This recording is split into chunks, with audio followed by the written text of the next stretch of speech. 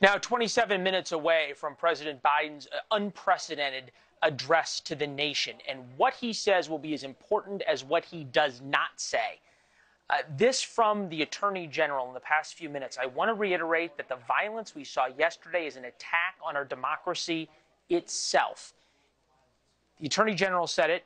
Will the President of the United States say it? We will all find out together in less than half an hour.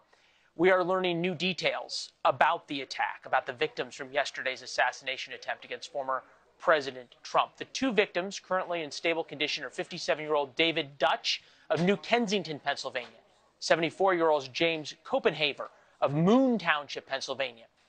And new details are also coming to light about the man killed during yesterday's rally. NewsNation senior national correspondent Brian Entin live outside the Buffalo Township Volunteer Fire Company with that. Good evening, Brian.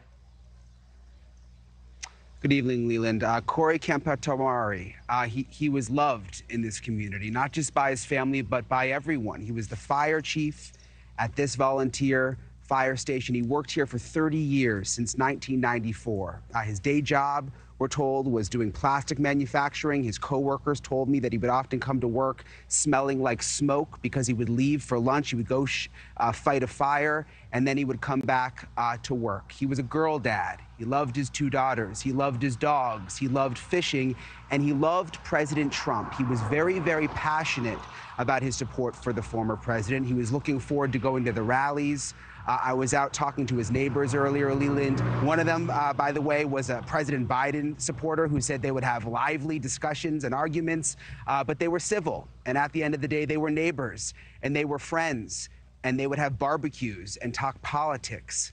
And everyone in that neighborhood is just devastated right now. Corey was at the rally with his two daughters and wife, and we are told that when he first heard the gunshots, he immediately dove on top of his family. He dove on top of his wife and two daughters, and he shielded them from the bullets, and his life was taken. I spoke to the lieutenant here at the Volunteer Fire Department just a little while ago. Take a listen.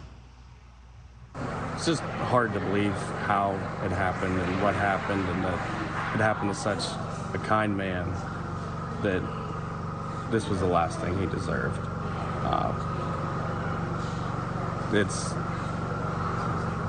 The man, in my opinion, was honestly a true hero around here.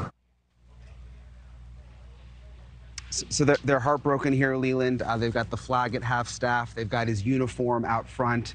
You know, the nation is so focused on what a close call it was for former President Trump. But here, they have really lost a community leader. Leland? Yeah, a hero in so many ways. And we use that term lightly. I don't think it is used lightly. I think it's pretty well deserved in this moment. And I think here at the RNC, we are going to be hearing a lot. Everybody I have talked to has mentioned Corey's name, has mentioned the other victim's name.